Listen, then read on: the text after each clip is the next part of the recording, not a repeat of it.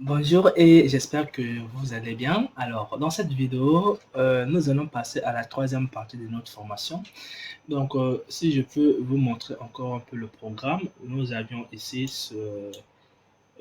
tout ce que nous voyons ici. Donc, dans cette partie, j'allais faire que on puisse comprendre l'outil du miroir et les transformations, mais j'ai préféré faire uniquement les transformations.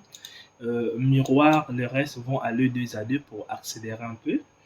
Donc, pour cela, on va voir un peu les transformations. Donc, nous, le but maintenant est de travailler de ce côté-là parce que dans toutes les vidéos précédentes, j'ai utilisé ici, mais on donc, une vidéo, j'ai eu le temps de vous expliquer, par exemple, ce que j'utilisais ici parce que je voulais pas mélanger les choses. Donc, du coup, à chaque fois que je faisais là, je disais simplement une technique. Mais là, à partir de cette vidéo, nous allons maintenant savoir ce qui est là. Donc, pour cela, on va d'abord déployer notre objet parce que lorsque on passe ici, on sélectionne tout, on voit que on a, je ne sais pas combien de faces, on a 8 faces ici, mais tandis que là, on n'a pas 8 faces. Donc, pour cela, puisque notre objet est non arrondi, donc il n'y a pas là où c'est arrondi, donc du coup, s'il y a un outil qui est meilleur pour faire ça, c'est simplement faire la projection cubique. Donc là, on a déplié un peu notre objet ici. Maintenant, ce que nous allons faire ici, euh, imaginons maintenant que si par exemple notre objet est un peu étiré, je ne sais pas si c'est un peu bizarre là. Donc là, je ne vois pas d'abord ici. Donc je vais prendre cette face là, je vais déformer ça ici. Et je vais prendre ça aussi, je vais déformer. Ça aussi déformé et ça aussi déformé. Bon, là, ça va marcher avec la projection cubique. Donc, on va prendre cubique. Le problème est seulement que lorsque on arrive ici, on arrive avec des choses qui sont déformées. Donc, moi, j'ai souvent l'habitude de travailler seulement sur une face qui est non déformée.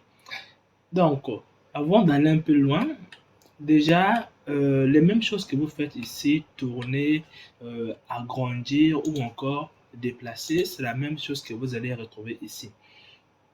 Donc là, avec la touche G, vous pouvez déplacer. Avec la touche S, comme ça, je peux agrandir, comme vous le voyez, tout comme avec la touche R, je peux tourner. Alors, le problème est seulement que quand je me retrouve avec quelque chose qui est déformé comme ça, pour les aligner très bien ici, je vais avoir des problèmes.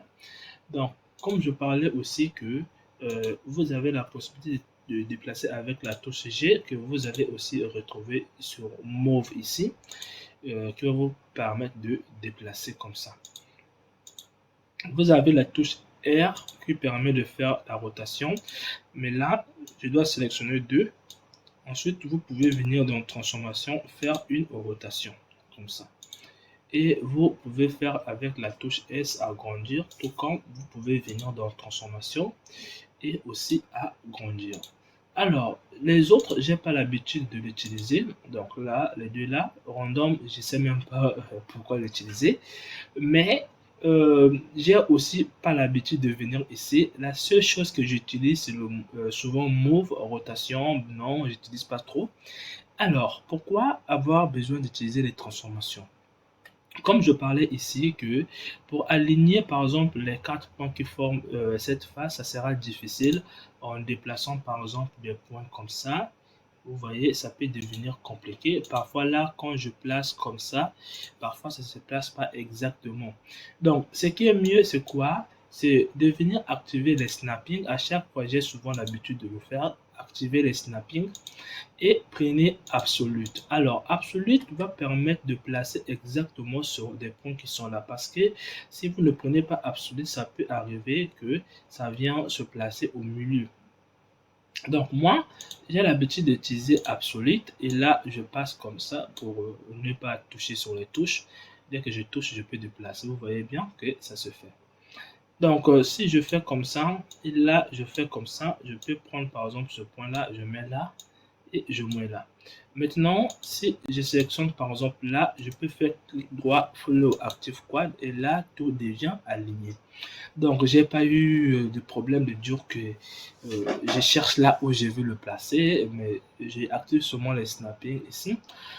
Donc, les snapping et comme je parlais que sur les UV ici, j'ai souvent l'habitude d'utiliser Move. Les rotations là, je fais ça de manière automatique. Donc, j'espère que ça vous a vraiment plu. Alors, on se retrouve dans la prochaine vidéo encore, auquel on va voir comment aligner les objets. Donc, si vous vous retrouvez avec des lignes comme ça, donc là, je suis en train de dire, ok, comment aligner ça et ça? Donc, c'est ce que nous allons voir dans la prochaine vidéo.